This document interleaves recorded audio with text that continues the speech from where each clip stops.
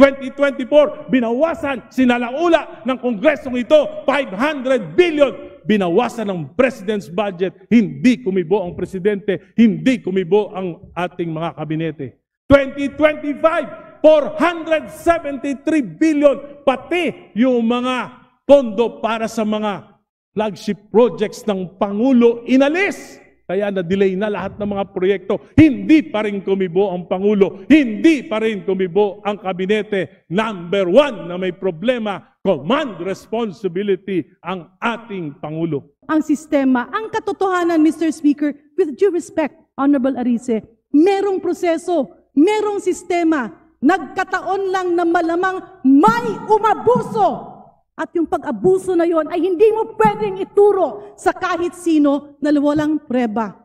If we want to reform the system, let us reform the system through a transparent budget process. Huwag yung turo dito, turo doon kasi gulong-gulo na ang Pilipinas. Gulong-gulo na ang mga tao.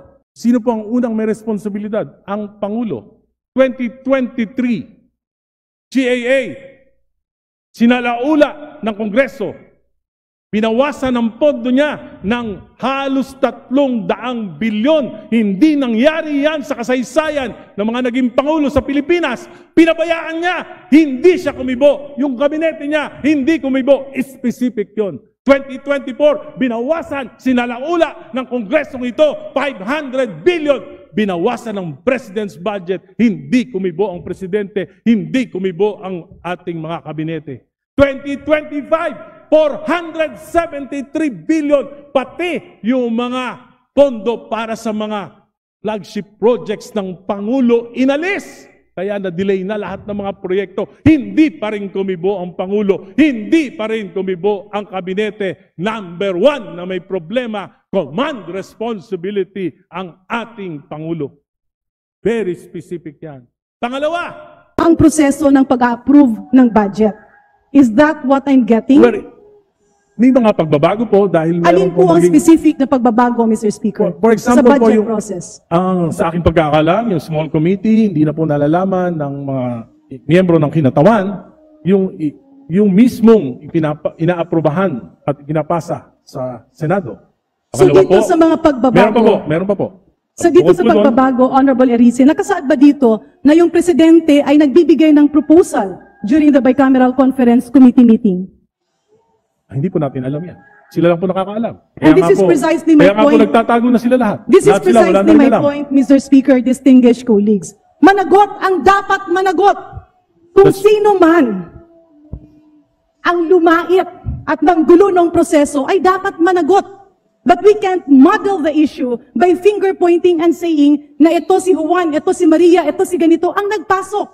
Mas lalong nagiging magulo ang sistema. Ang katotohanan, Mr. Speaker, with due respect, Honorable Arice, merong proseso, merong sistema, nagkataon lang na malamang may umabuso. At yung pag-abuso na yon ay hindi mo pwedeng ituro sa kahit sino na walang preba. If we want to reform the system, let us reform the system through a transparent budget process. Huwag yung turo dito, turo doon kasi gulong-gulo na ang Pilipinas. Gulong-gulo na ang mga tao.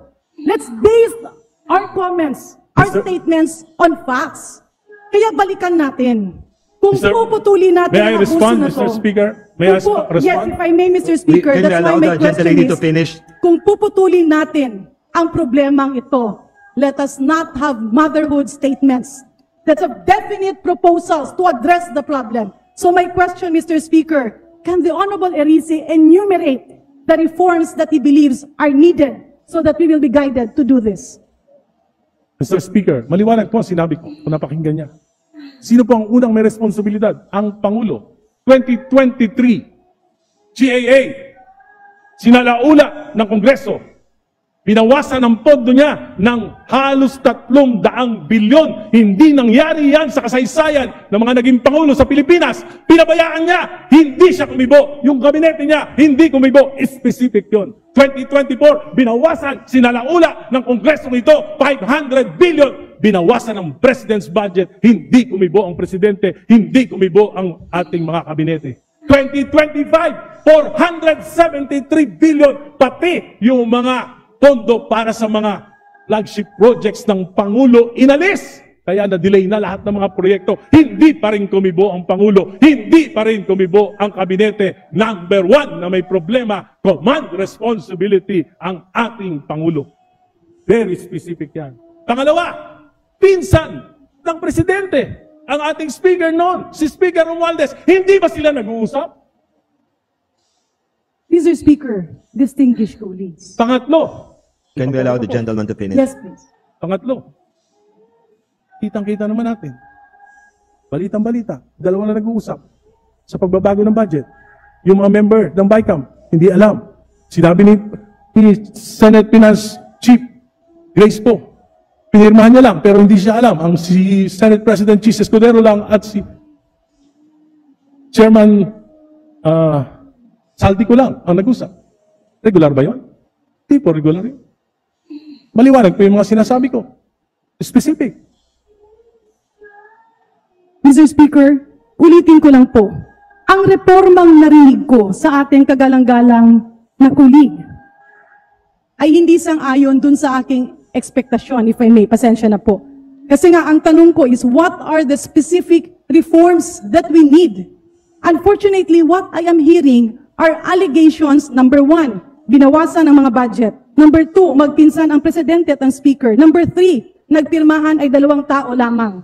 Mr. Speaker, distinguished colleagues, andyan nga ang problema. Nakita ngayon ay hinahanapan ng solusyon.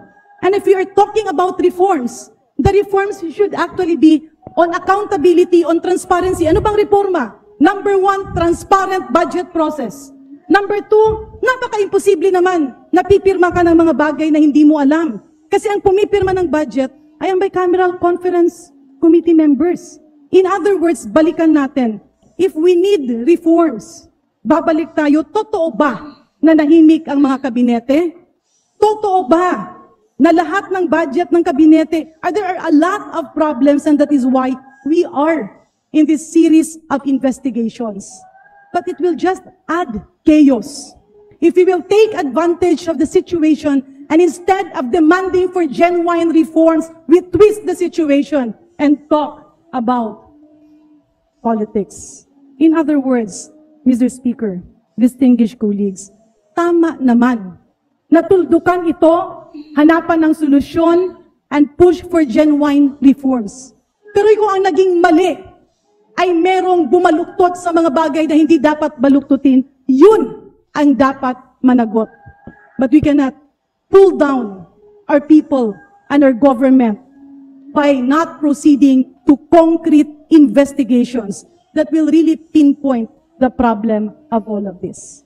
Maraming salamat, Mr. Speaker, and of course, with due courtesy to Congressman Erice, I am with you in calling for reforms. But if I may appeal, let us push for individual concrete reforms that Congress can perform. Maybe we can push forward for a situation like other parliaments, where members responsible for the budget are made to report on a quarterly basis, stating the update of each program, the rationale of each action, and the impact that it will provide to the Filipino people. Thank you very much, Mr. Speaker.